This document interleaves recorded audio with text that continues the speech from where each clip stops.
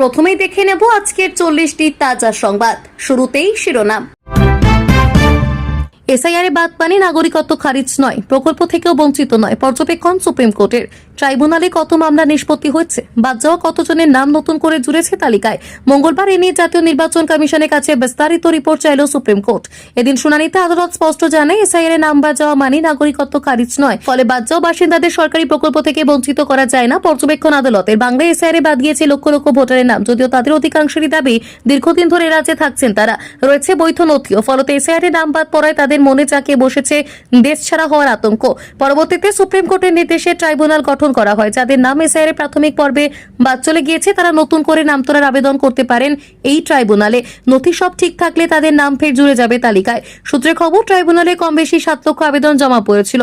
এদিন ভোটার তালিকা থেকে বাদ পড়া নাম পুনরায় অন্তর্ভুক্তি এবং আবেদন নিষ্পত্তি নিয়ে নির্বাচন কমিশনের কাছে বিস্তারিত তথ্য চাইল সুপ্রিম কোর্ট। কমিশনকে হলফনামা দিয়ে জানতে বলা হয়েছে, ট্রাইব্যুনালে কতগুলি আবেদন এখনো বিচারাধীন, কতগুলি নিষ্পত্তি হয়েছে এবং কি ধরনের প্রতিকার চাওয়া হয়েছিল।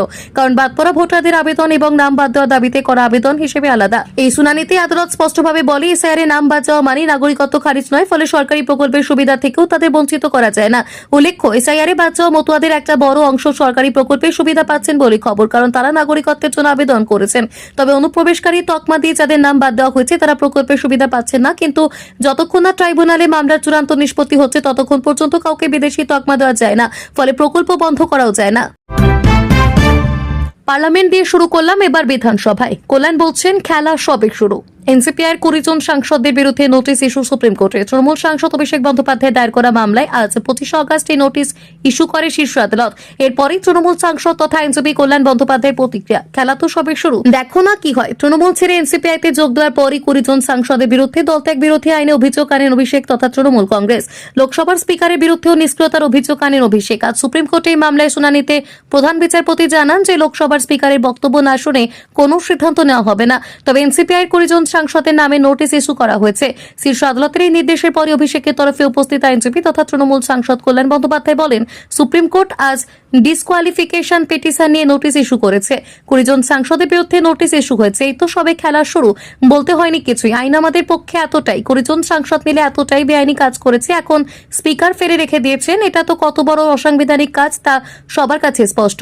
দেখো না 20 জনের কি হয়। স্পিকার কমপ্লেন নিয়ে কোনো সিদ্ধান্ত দেননি, তার আগে আসন বরাদ্দ করে দিলেন। আমাদের আগে সিট দেওয়া হলো, কিরেন রিজিজু ওদের স্বীকৃতি দিয়ে দিল। নোটিশ জারি হওয়ায় 20 জন এনসিপিআই সাংসদকে কি করতে হবে তাও বলে দেন কল্যাণ। বলেন, নোটিশের জবাব দিতে হবে, আর্গুমেন্ট করতে হবে, যত আইন জানে বলতে হবে। সব থেকে বড় কথা হলো গণতন্ত্রের জয় হবে। পার্লামেন্ট দিয়ে শুরু করলাম, এরপর বিধানসভায় আসবো, চিন্তা করো না, সব ঘুম ভাঙিয়ে দেবো।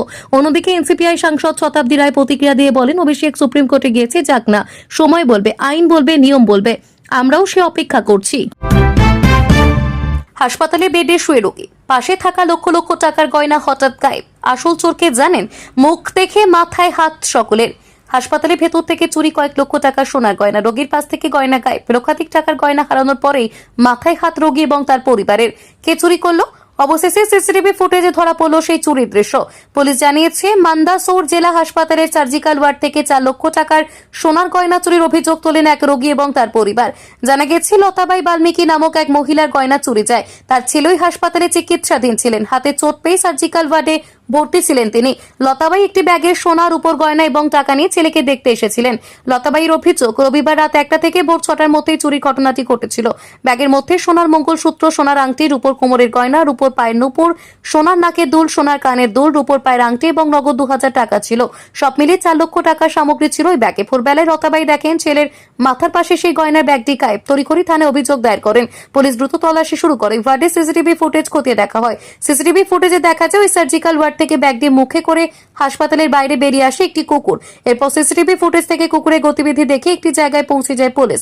সেখানেই গয়না ভর্তি ব্যাগটি খুঁজে পায় তারা। প্রতিটি গয়না এবং টাকা ওই ব্যাগের মধ্যেই ছিল, যা ফেরত পেয়ে আনন্দে আত্মহারা লতাবাই।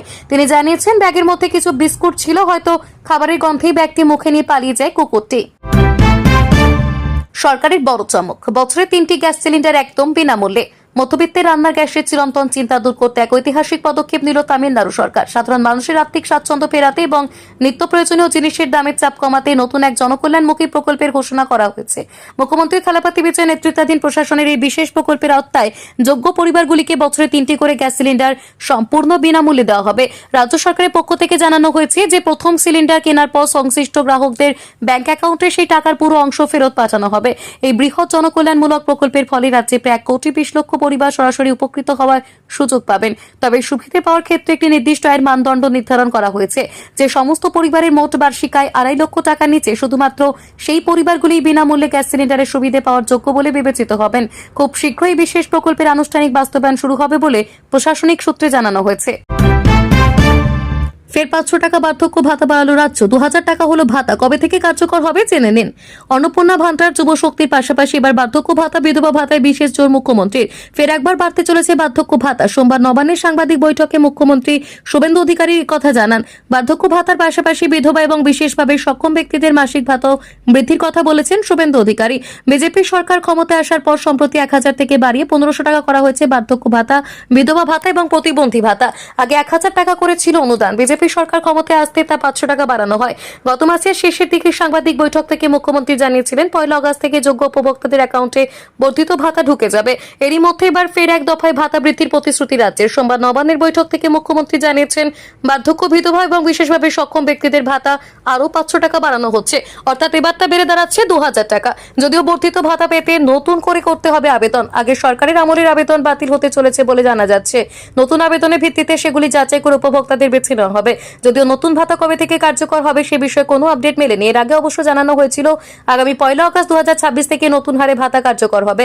1 আগস্ট 2026 থেকে নতুন হারে ভাতা কার্যকর হবে, যা ডিরেক্ট বেনিফিট ট্রান্সফারের মাধ্যমে সরাসরি উপভোক্তাদের ব্যাংক অ্যাকাউন্টে পাঠানো হবে। বার্ধক্য ভাতা আবেদনের জন্য সাধারণ আবেদনকারীদের ক্ষেত্রে ন্যূনতম বয়স হতে হবে 60 বছর। বিশেষভাবে সক্ষম ব্যক্তিরা বয়স 55 বছর হলে আবেদনযোগ্য। সঠিক জন্ম তারিখ জানা না থাকলে জন্মসালের 1 জুলাই এবং মাস জানা থাকলে 16 তারিখটিকে জন্মদিন হিসেবে গণ্য করা হবে আবেদনে। এছাড়া আবেদনকারীকে অন্তত টানা 10 বছর এই রাজ্যে বসবাস করতে হবে।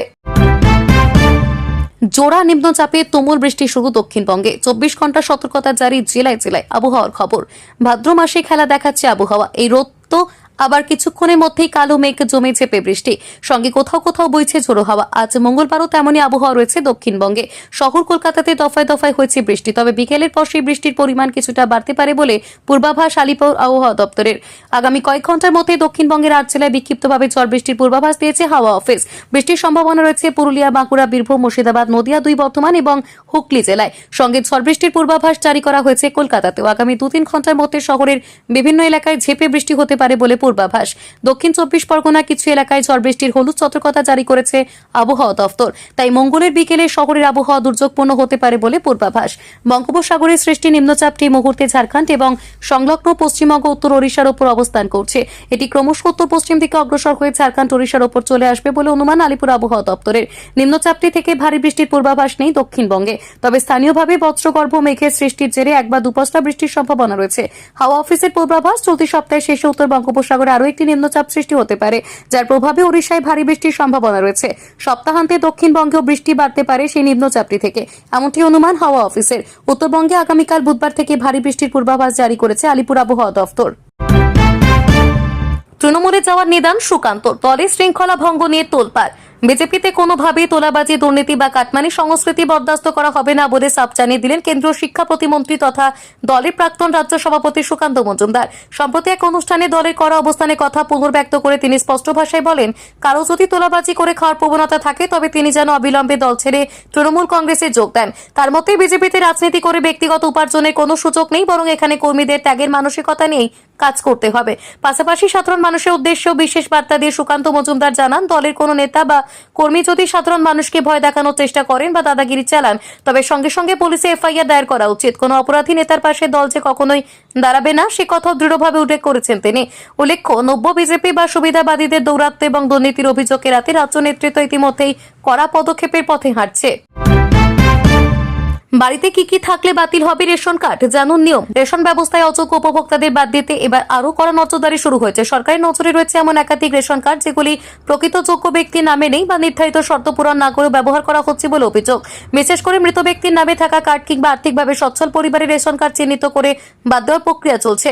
সরকারের দাবি ব্যবস্থা কার্যকর হলে একদিকে সরকার সম্পত্তির অপচয় বন্ধ হবে, অন্যদিকে প্রকৃত প্রাপকের কাছে খাদ্য সামগ্রী পৌঁছানো সহজ হবে। রেশন কার্ডের সঙ্গে সরাসরি যুক্ত রয়েছে বিনামূল্যে খাদ্যশস্য পাওয়ার সুবিধা। তাই কার্ড বাতিলের সম্ভাব্য কারণগুলি নিয়ে স্বাভাবিকভাবেই সাধারণ মানুষের মধ্যে প্রশ্ন তৈরি হয়েছে।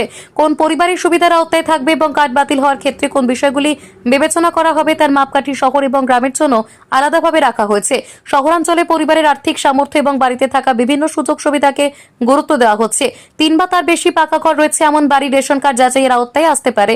পরিবারের কাছে মোটর বাইক বা 4 চাকা গাড়ি থাকলেও কার্ড বাতিল হওয়ার সম্ভাবনা রয়েছে। একইভাবে বাড়িতে এসি, ইন্টারনেট ব্যবহারের উপযোগী কম্পিউটার বা ল্যাপটপ, ফ্রিজ, ল্যান্ডলাইন ফোন কিংবা ওয়াশিং মেশিন থাকলে সংশ্লিষ্ট পরিবারের যোগ্যতা খতিয়ে দেখা হতে পারে। শুধু সম্পত্তি বা সামগ্রী নয়, কর দেওয়ার বিষয়টিও বিবেচনা রাখা হয়েছে। ইনকাম ট্যাক্স বা প্রফেশনাল ট্যাক্স প্রদানকারী পরিবারের রেশন কার্ড বাতিল হতে পারে। রাজ্য বা কেন্দ্রীয় সরকারের গ্যাজেটেড কর্মী এবং সরকার পোষিত বা সরকারি সাহায্যপ্রাপ্ত প্রতিষ্ঠানে কর্মরত ব্যক্তিদের ক্ষেত্রেও একইভাবে কার্ডের যোগ্যতা যাচাই করা হবে। গ্রামের ক্ষেত্রে পরিবারের কারো 2 চাকা, 3 চাকা কিংবা 4 চাকা যানবাহন থাকলে রেশন কার্ড বাতিল হতে পারে। ফিসিং বোর্ড থাকলেও একই ব্যবস্থা নেওয়া হতে পারে। 50,000 টাকা বা তার বেশি সীমার কিষাণ ক্রেডিট কার্ড থাকলেও রেশন সুবিধা বন্ধ হতে পারে। কৃষিকাজের বাইরে অন্য কোনো ব্যবসা সরকারের কাছে নিবন্ধিত থাকলেও সেই পরিবারের কার্ড যাচাই করা হবে। পরিবারের কোনো সদস্যের মাসিক আয় 15,000 টাকা বা তার বেশি হলে কিংবা পরিবারে কেউ আয়কর দিলে রেশন কার্ড বাতিলের সম্ভাবনা থাকছে। 3 বা তার বেশি পাকা ঘর থাকা বাড়ির বাসিন্দাদের কার্ড বাতিল হতে পারে। কৃষিকাজের যন্ত্রপাতি সহ 2.5 একর বা তার বেশি সেচযুক্ত জমি থাকলে এবং 5 একর বা তার বেশি 2 বা 3 ফসলি জমি থাকলেও রেশন কার্ড বাতিলের আওতায় আসতে পারে। এমনকি গ্রামীণ পরিবারের বাড়িতে ল্যান্ডলাইন ফোন বা ফ্রিজ থাকলেও কার্ড বাতিল হতে পারে। আমাকে গৃহবন্দী করবেন, শুভেন্দুর হুমকিতে ক্ষুব্ধ মমতা। বেচাচ্ছে দ্বারস্থ রাষ্ট্রপতি। পশ্চিমবঙ্গের সাম্প্রতিক রাজনীতিতে শাসক এবং বিরোধী শিবিরের সংঘাত চরম রূপ নিয়েছে। সম্প্রতি নবান্নে এক সাংবাদিক বৈঠকে রাজ্যের মুখ্যমন্ত্রী শুভেন্দু অধিকারী, প্রাক্তন মুখ্যমন্ত্রী এবং বর্তমান বিরোধী নেত্রী মমতা বন্দ্যোপাধ্যায়কে উদ্দেশ্য করে মন্তব্য করেন, ফেসবুকেই থাকুন আপনি বিকেল বেলায়, আপনাকেই আর রাস্তায় বের হতে হবে না, রাস্তায় আপনি যাতে বের হতে না পারেন তার ব্যবস্থাও আমি করব। শুভেন্দুর এই মন্তব্য প্রকাশ্যে আসতেই রাজ্য জুড়ে রাজনৈতিক উত্তেজনা তুঙ্গে ওঠে। এই মন্তব্যের তীব্র প্রতিবাদ জানিয়ে মমতা বন্দ্যোপাধ্যায় নিজের ভেরিফাইড ফেসবুক পেজে ওই সাংবাদিক বৈঠকের ভিডিও পোস্ট করেন এবং লেখেন, a new low in India politics. তিনি অভিযোগ তোলেন, নবান্নের মতো সাংবিধানিক সরকারি দপ্তরে বসে একজন বিরোধী নেত্রীকে প্রকাশ্যে হেনস্থা এবং হুমকি দেওয়া হচ্ছে। বিরোধীদের চলাফেরার স্বাধীনতা বা মৌলিক অধিকার কেড়ে নেওয়ার অধিকার মুখ্যমন্ত্রীকে কে দিয়েছে? এই প্রশ্ন তুলে মমতা একে দেশের যুক্তরাষ্ট্রীয় কাঠামোর ওপর আক্রমণ বলে আখ্যা দেন। একই সাথে বেচাচ্ছে তিনি দেশের রাষ্ট্রপতি, প্রধান বিচারপতি এবং সাধারণ মানুষের দৃষ্টি আকর্ষণ করেন। মমতার অভিযোগ, বর্তমান বিজেপির জামানায় ভিন্ন মতকে দমন করে গণতান্ত্রিক এবং সাংবিধানিক অধিকারকে সংকুচিত করা হচ্ছে। উল্লেখ্য, সোমবার বিকেলে এক ফেসবুক লাইভে এসে যাদবপুর বিশ্ববিদ্যালয়ের অশান্তি, হকার উচ্ছেদ সহ একাধিক ইস্যুতে বর্তমান সরকারের সমালোচনা করেছিলেন মমতা। রাজনৈতিক বিশ্লেষকদের মতে সেই সমালোচনার পাল্টা জবাব দিতে গিয়েই নবান্নে হেন মন্তব্য করেন শুভেন্দু অধিকারী। মিথ্যে কথা বলবেন না, আগে আমডাঙ্গায় যান। কাসেম সিদ্দিকীর অভিযোগের পাল্টা কি বলেন ঋতব্রত।